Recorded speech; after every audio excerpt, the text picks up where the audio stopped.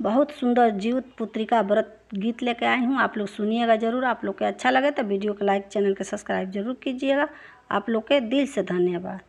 घर में से निकाले ली बहू औरता सासू से अरज करे हो। सासू हो हमहू करबो जीवतिया परबिया। संतान मोर दीर्घायु होइए हो। घर में से निकले ले बहू औरता सासू से अरज करे हो। सासू हो हमहू करबो जीवतिया परबिया।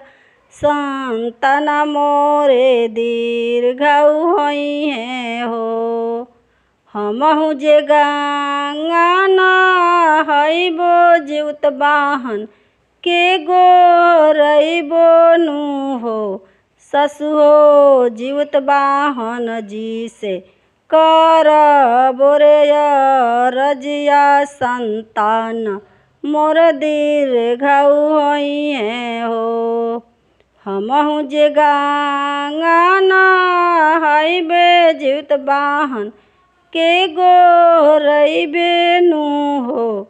सासू हो जीवित बाहन जी से करबो अरजिया। संतान मोरे दीर्घायु होइए हो। हमहू जे गंगा नहाइबे जीवित बाहन से गोरइबे नु हो। सासू हो हमहू बरियार के हो पूजबो। संतान मोरे दीर्घायु होइए हो। सासू हो हमहू बरियार के पूजबो। संतान मोर दीर्घायु होइए हो। सासू हो जीवित बंधन जी से मंगबो आशीषा। वात पुतवाय मर रहिए हो।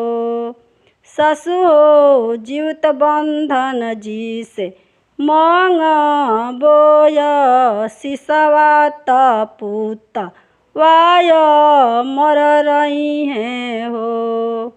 सासू हो जीवित बंधन जी से मंगबो आशीषा। वात सेनुराय मर रहिए हो।